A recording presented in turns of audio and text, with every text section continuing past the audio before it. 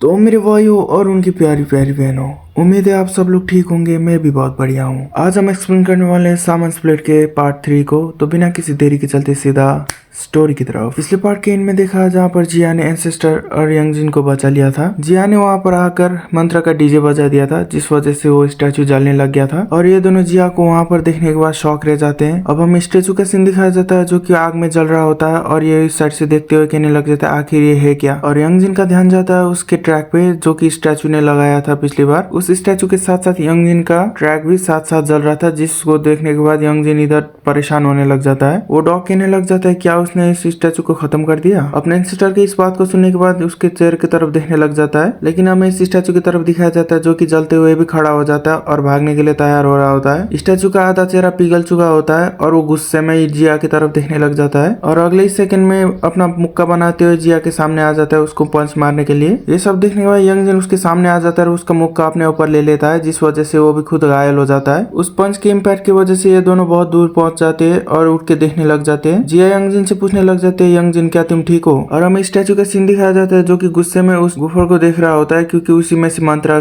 के आवाज आ रहे होते हैं और गुस्से में इतने जोर से पैर मारता है उसके ऊपर कि वहाँ आसपास उसके इम्पैक्ट की वजह से टूट जाती है जमीन और वो स्टैचू वैसी जमीन के टूटे हुए टुकड़े को उठाने लग जाता है अपने हाथ पे। और उस स्टैचू के ऐसा करता हुआ ये दोनों देख रहे होते हैं और स्टैचू अपने हाथ में लिए हुए पत्थरों को इन दोनों की तरफ फेंक देता है बड़े जोरों से, जिस वजह से सारे के सारे पत्थर जाकर इन दोनों को लग जाते हैं और ये दोनों बहुत घायल हो जाते हैं। और वहाँ पर बहुत सारा धूल मिट्टी उड़ने लग जाता है। थोड़ी देर बाद दिखाया जाता है ये दोनों जमीन पे पड़े हुए थे खून में बेहाल। यंगजिन धीरे धीरे उठते हुए कहने लग जाते हैं जिया उठ जाओ, वो आ रहा है। और वो स्टैचू धीरे धीरे करके आगे बढ़ रहा होता है और तभी जिया की तरफ से आवाज आती है थोड़ा सा। यंगजिन पीछे मुड़ के देखता है तो जिया पर वहाँ पर फिर से अगरबत्ती जलाने लग जाती है, जिसको ऐसा करते हुए देखने में यंगजिन पूछने लग जाता है आखिर तुम यहाँ पर क्या कर रही हो। जिया रिप्लाई करती है यंगजिन तुम यहाँ से निकल जाओ प्लीज। यंगजिन जिया को उठाने के लिए उसके तरफ आने लग जाता है, तभी उसकी नजर ऊपर जाती है। वो स्टैचू वहाँ पर एक व्हीकल को उठाकर आ चुका होता है अपने ऊपर। वो स्टैचू वो व्हीकल से जिया के ऊपर मारने वाला होता है। ये सब देखने के बाद यंगजिन परेशान हो जाता है और जिया की तरफ भागने लग जाता है बड़े जोरों से। तभी यंगजिन को उसके एंसेस्टर की बातें याद आने लग जाती है जब उसने कहा था कि बाहर चलो, और मन ही मन कहने लग जाते हैं तुम वो हो जिसने मुझे यहाँ बाहर आने के लिए कहा था। ये कहते हुए वो जिया को बचाने के लिए उस तरफ भाग रहा होता है और कहने लग जाता है तो फिर तुम मेरी मदद करोगे इस बार। और बड़े जोरों से चिल्ला कर कहने लग जाता है एंसेस्टर और भागते हुए जिया के ऊपर आ जाता है उसको बचाने के लिए। और यंगजिन मन ही मन कहने लग जाता है क्या मैं ये सच में कर रहा हूँ, लगता है मैं यहाँ पर मरने वाला हूँ किसी को बचाते बचाते। और तभी अचानक यंगजिन कहीं और जगह पहुंच जाता है। यंगजिन अपने आंखें इधर उधर घुमाता है तो वो अलग ही डायमेंशन होता है, जो सब देखने बाद यंगजिन कहने लग जाता है मैं कहाँ पहुंच गया हूँ, आखिर वो लोग कहाँ गए जो कि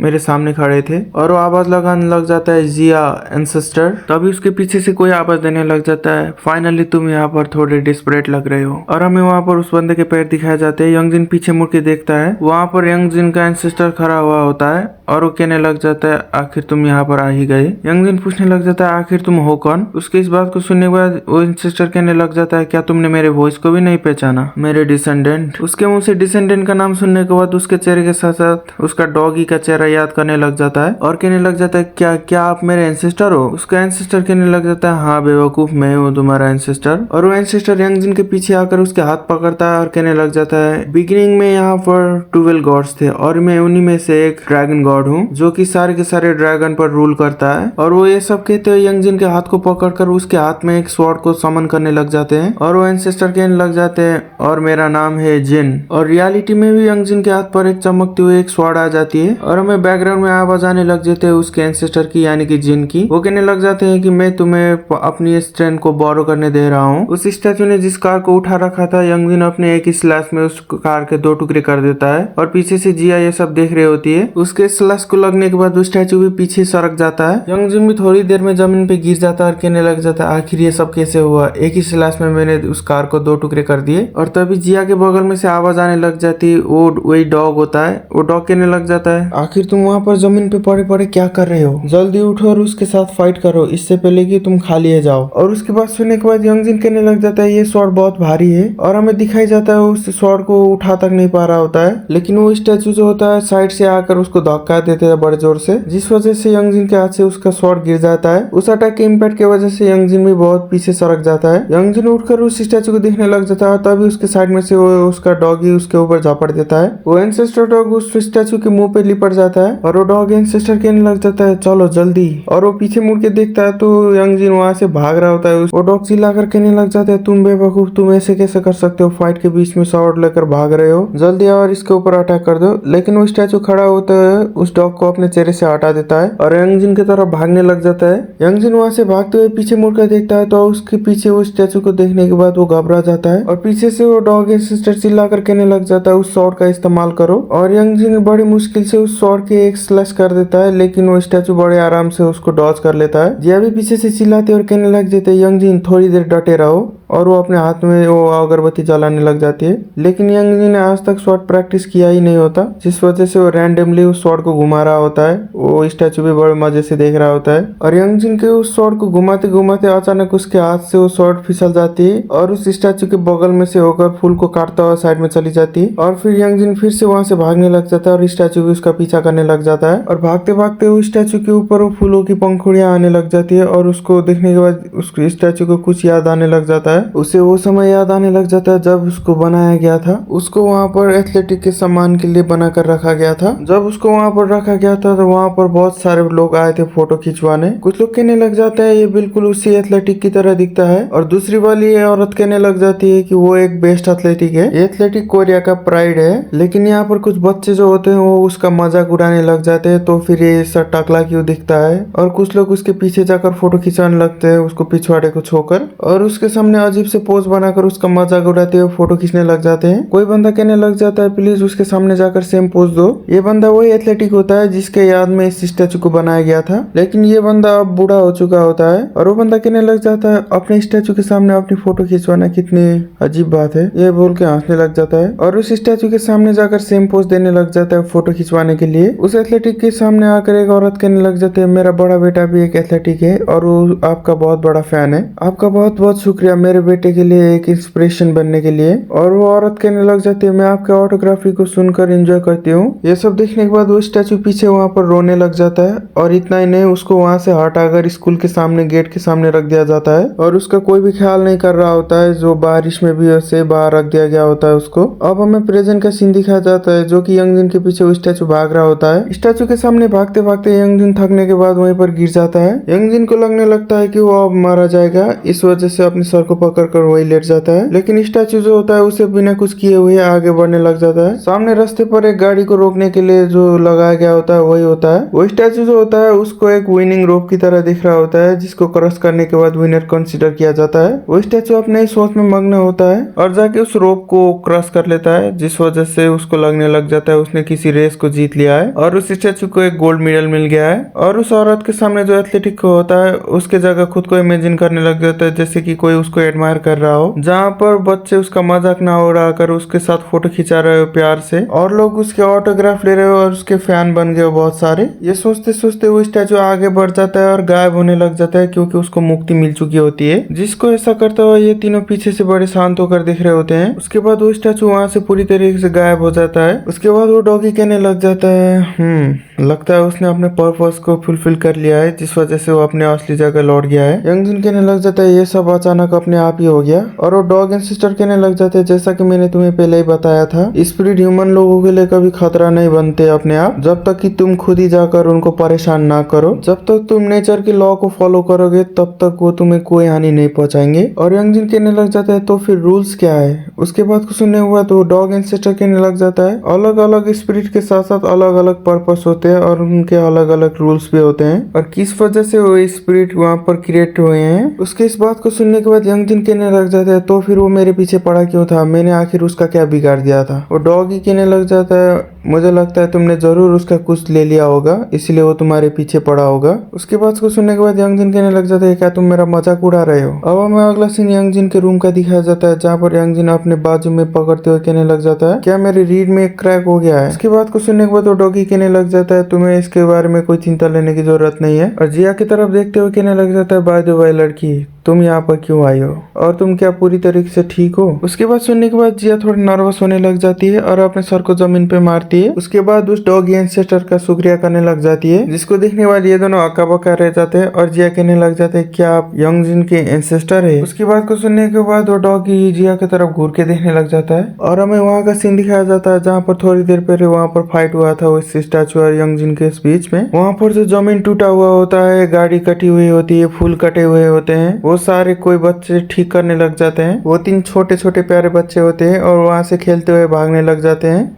वो डॉगी कहने लग जाता कि ओए लड़की क्या तुम मुझे देख सकती हो, मुझे लगता है तुम एक शामन हो। सामने से जिया सर झुकाकर कहने लग जाती है मैं कोई शामन नहीं हूँ लेकिन मेरी माँ शामन है। सामने से वो डॉगी हंसते हुए कहने लग जाता अच्छा तो तुम एक शामन की डॉटर हो। जिया कहने लग जाती है लास्ट टाइम आपने मुझे सनगाक्सी से बचाया था लेकिन मैं तुरंत बाद ही वहाँ पर बेहोश हो गई थी जिस वजह से मैं तब आपको शुक्रिया नहीं कर पाई। जिया उस सीन को याद करते हुए शर्मा कर कहने लग जाती है मैंने आपको प्रॉपरली थैंक यू भी नहीं किया, सो आपका बहुत बहुत शुक्रिया मुझे इस बार भी बचाने के लिए। उसके बातों को सुनने के बाद यंगजिन कहने लग जाता है जिया क्या तुम इस डॉगी को सुन पा रहे हो जो कि बात कर रहा है। सामने से जिया रिप्लाई करने लग जाता है हाँ क्यों नहीं। जिया के इस जवाब को सुनने के बाद यंगजिन खुश हो जाता है और कहने लग जाता है इसका मतलब मुझे हेलुसिनेशन वाली बीमारी नहीं हुई है, सच में यह डॉगी बोल रहा है ना। जिया सामने से हंसते हुए कहने लग जाते है बेवकूफ क्या तुम्हें लगा था कि तुम्हें साइजोफोबिया हो गया है। और उस डॉगी का सीन दिखाया जाता है जो कि चौड़ में आते हुए कहने लग जाते है तुम्हें कैसे पता कि मैं उस गधे का एंसेस्टर हूँ। उसके सवाल को सुनने के बाद जिया कहने लग जाते है ऐसा इसलिए क्योंकि आप दोनों सेम देखते हैं। जिया की इस बात को सुनने के बाद यंगजिन कहने लग जाते हैं क्या तुमने क्या कहा अभी। और जिया रिप्लाई करने लग जाते हैं क्या तुम इन्हें देख नहीं सकते। उसके बाद को सुनने के बाद यंगजिन कहने लग जाता है तुम्हारा क्या मतलब है। जिया कहने लग जाता है कि तुम्हारे एंसेस्टर की अपीयरेंस कैसी है, तुम्हें दिखाई नहीं दे रही है। उसके बाद को सुनने के बाद वो डॉगी एंसेस्टर कहने लग जाता है क्या तुमने मेरे चांद से रोशन चेहरे को देख लिया है। हालांकि ये तो नेचुरल सी बात है कि लड़कियां मेरे सामने आकर शर्माती है, मैं हूँ ही इतना चार्मिंग और हैंडसम। उसके बड़े बड़े बातों को सुनने के बाद यंगजिन बुरी शक्ल बनाते हुए कहने लग जाता है क्या बकवास है और उसके सामने एक आईना लेके रख देता है और उस डॉगी को उसका चेहरा दिखा देता है और कहने लग जाता है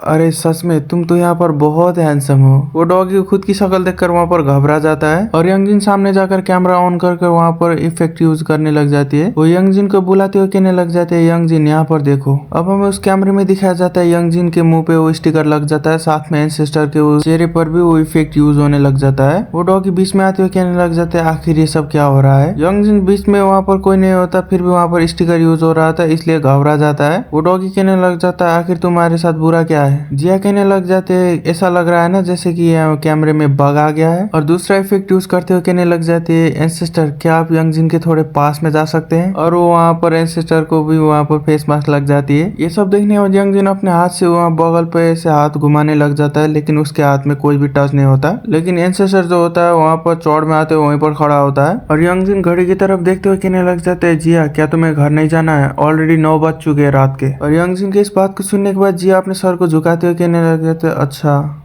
लेकिन मैं घर नहीं जा सकती। यंगजिन पानी पीते कहने लग जाता है आखिर क्यों नहीं जा सकती तुम अपने घर। जिया उस साइड देखते हुए कहने लग जाती है ऐसा इसलिए क्योंकि मेरी माँ जो है वो पॉजेस्ड है, वो भी एरे गेरे घोस्ट से नहीं, वो एक डीमन से पॉजेस्ड है जैसे कि मैं हुई थी जब मैंने तुम्हें हमला कर दिया था। वो डीमन इतना ताकतवर है कि जो मुझे पॉजेस कर रहा था वो घोस्ट उसके जैसे एक सेकंड में नए नए घोस्ट को समन कर सकती है। अगर मैं इस टाइम घर गई इस हालत में तो मुझे कोई और घोस्ट पॉजेस कर लेगा और मैं फिर से तुम्हारे ऊपर हमला कर दूंगी। उसके इस बात को सुनने के बाद यंगजिन पूछने लग जाता है आखिर तुम मेरे ऊपर क्यों हमला करोगी। उसके सवाल को सुनने के बाद वो डॉगी एंसेस्टर करने लग जाता है तुम्हारी बॉडी लेने के लिए वो लोग किसी भी हद तक जा सकते हैं। यंगजिन पूछने लग जाता है आखिर मेरी ही बॉडी क्यों। यंगजिन के सवाल को सुनने के बाद जिया कहने लग जाता है क्योंकि तुम्हारी बॉडी जो है एक प्रीसियस वेसल है। लेकिन यंगजिन को कुछ घंटा समझ में नहीं आ रहा होता है। जिया उठकर उसके पास जाती है और कहने लग जाते हैं मैं तुम्हें एक्सप्लेन करती हूँ। और वहाँ पर एक बॉल को लेती है और उसमें पानी भरते कहने लग जाते हैं ये है नॉर्मल पीपल। उसके बाद उस बॉल का पानी फेंकने के बाद कहने लग जाते जाते हैं और ये है तुम्हारी बॉडी जो कि खाली है और यहाँ पर बहुत सारे इविल घोस्ट और डेमंस हैं जो कि तुम्हारे खाली बॉडी पर पोजेस करने के लिए हरदम तैयार रहते हैं। एम्प्टी वेसल जो होता है वो एक फ्यूचर होता है। जिया कहने लग जाती है मैं जितना जानती थी मैं तुम्हें एक्सप्लेन कर दिया, लेकिन इससे आगे मुझे कुछ पता नहीं है और यहाँ पर जो भी डीमंस और घोस्ट है वो सब के सब तुम्हें चाहते हैं, तुम्हारी बॉडी को। जिया की बात सुनने के बाद वो डॉग एंड सिस्टर कहने लग जाता है क्या तुम्हें पता है ये सब जो तुम्हारे साथ हो रहा है वो सारा का सारा बर्थडे के बाद होने लगा है। ये सब सुनने के बाद यंग जिन को याद आने लग जाता है जब उसने अपने ऊपर होने वाले सारे प्रॉब्लम का जड़ जिया को बताया था, लेकिन बदले में जिया ने कुछ नहीं कहा उसे। जिया उस डॉग एंड सिस्टर के सामने जाकर झुक जाती है और मदद के लिए रिक्वेस्ट करने लग जाती है। सामने से एंसेस्टर कहने लग जाता है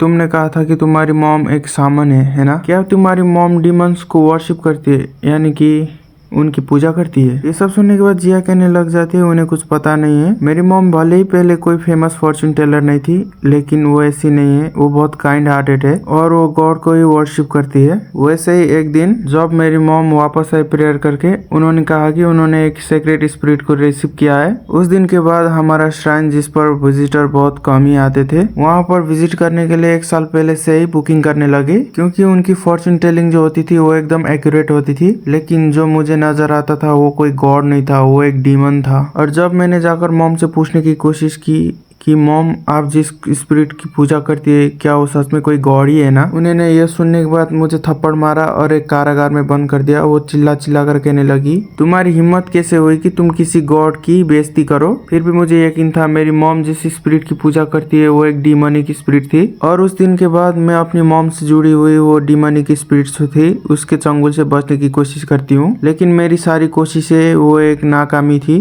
और इनमें उस डीमनिक स्पिरिट ने सनगेक्सु को फोर्सफुली मेरी बॉडी में इंटर करवा दिया। एंसेस्टर कहने लग जाता है कि वो कोई डीमनिक स्पिरिट नहीं है, वो एक सामन की स्पिरिट है जो कि बहुत पुरानी है और इविल भी, इसीलिए उसके ऊपर कोई ऑर्डिनरी मेथड काम नहीं आएगी। ये सब वो डॉग स्माइल करता हुआ कह रहा होता है और उस डॉग के बगल में यंग जिन सोकर मोबाइल चला रहा होता है। उसको एक घंटा फर्क नहीं पड़ रहा होता इन दोनों की बातों का। एंसेस्टर कहने लग जाता है कि मैं तुम्हारी मदद करूंगा क्योंकि तुम खुद जख्मी होने के बाद भी तुम दूसरों की परवाह कर रही थी, यानी कि यंग जिन की, इसीलिए मैं पूरी कोशिश करूंगा तुम्हारी मदद करने की। और यंग जिन की तरफ देखता हुआ कहने लग जाता है कि उसने हमारी मदद की है, क्या हमें भी उसकी मदद नहीं करनी चाहिए यंग जिन? और यंग जिन अचानक चौंकते हुए कहने लग जाते हैं क्या आप मुझसे बात कर रहे हो? सामने से जिया सर झुकाते हुए उसका शुक्रिया अदा करने लग जाती है। वो एंसेस्टर कहने लग जाता है कि आज बहुत रात हो गई है इसीलिए तुम जाके सो जाओ। एंसेस्टर की बात सुनने के बाद जिया हाँ बोलते हुए वहीं पर सोने लग जाती है, वो भी टॉयलेट पेपर को तकिया के रूप में यूज करते हुए। ये सब देखने के बाद यंग जिन जिया को बुलाते हुए कहने लग जाता है आखिर तुम क्या कर रही हो? जो सुनने के बाद जिया कहने लग जाती है क्या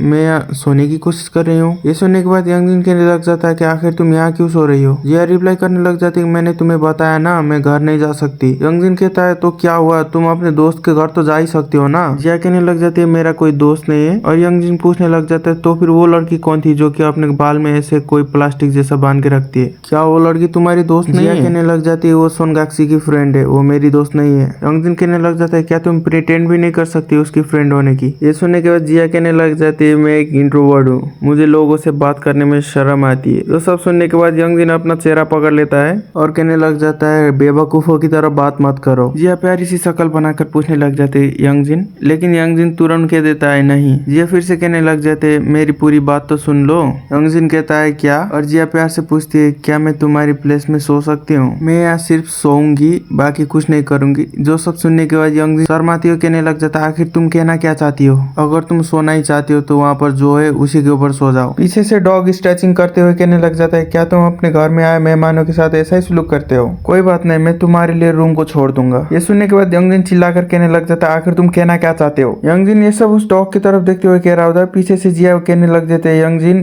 क्या मैं तुम्हारे कुछ पैंट्स को बोरो कर सकती हूँ? ये सब सुनने के बाद यंग जिन पूरी तरीके से शॉक हो चुका होता है। पीछे से जिया कहने लग जाते है तुम जो भी दोगे मैं खुशी से वो पहन लूंगी, वाइफ मटेरियल। और हमें कुछ देर बाद का सीन दिखाया जाता है जहाँ पर जिया ने यंग जिन के कपड़े पहने होते हैं और वहाँ पर वो सोई होती है। जिया को वहाँ पर नाइटमेयर आ रहे होते हैं उसके पास्ट के बारे में, जहाँ पर उसकी माँ ने उसकी उंगली काट कर एक काल कोठरी में बंद कर दिया था। जिया रो रही होती है मॉम मैंने कोई गलती नहीं है, मुझे माफ कर दो, इस बार मैं दोबारा कोई गलती नहीं करूंगी। वो बहुत रो रही होती है लेकिन उसकी माँ छोटे से सुराख से अंदर देखकर हंस रही होती है और रोती है कह रही होती है मॉम मुझे अंदर आने दो प्लीज, मुझे यहाँ बंद मत करो। वहाँ पर जिया गंदे कपड़ों के साथ कोने में पड़ी हुई होती है उस काल कोठरी में और तभी उसके सामने एक मठ का होता है। और अगले सीन में वही सोनगाक्सू नाम की वो गोस्ट उसके सामने होती है। सोनगाक्सू कहने लग जाते हैं, जिया क्या मैं तुम पर भरोसा कर सकती हूँ। अब हमें रियलिटी में भी दिखाया जाता है जहाँ पर वो नींद में होती है और बाहर भी आवाज आ रही होती है, मॉम मॉम। ये सब वो डॉग सुन लेता है जो कि यंगजिन का वो एंसेस्टर है। यार इसको बार बार डॉग कहने में थोड़ी वो हो रही है, इसको मैं आपसे एंसेस्टर ही बुलाऊंगा सिर्फ। अब हमें जिया को दिखाया जाता है जो कि वो सपना देखकर रो रही होती है, जिसको देखने के बाद वो एंसेस्टर जाकर उसके बगल में लेट जाता है। अब हमें दूसरे सीन दिखाया जाता है जहाँ पर बहुत सारे स्टैचूज होते हैं, यानी कि वो श्राइन होता है। वहाँ पर एक औरत कैंडल के बीच में बैठकर चावलों को फेंक कर उसकर कुछ देख रही होती है और अचानक उस टेबल पर हाथ मारती है और वो चावल सारे उछल जाते हैं ऊपर। और ये जिया की मॉम है जो कि बड़े गुस्से में होती है और चिल्लाकर कहने लग जाते हैं, तुम घटिया लड़की, मैंने तुम्हें कहा था कि रूल्स को वायलेट मत करना। आखिर तुम कहाँ हो इस वक्त, मैं तुम्हें ढूंढ निकालूंगी। और हमें उसके सामने दिखाया जाता है बहुत सारे घोस्ट बेबीज उसके तरफ रेंगते हुए बढ़ रहे होते हैं और वो चुड़ैल की तरह हंसते हुए कहने लग जाते हैं, जब तुम आओगी वापस मैं तुम्हें फिर से दोबारा बंद कर दूंगी उसी जगह पर जहाँ पर मैं तुम्हें बचपन में बंद किया करती थी।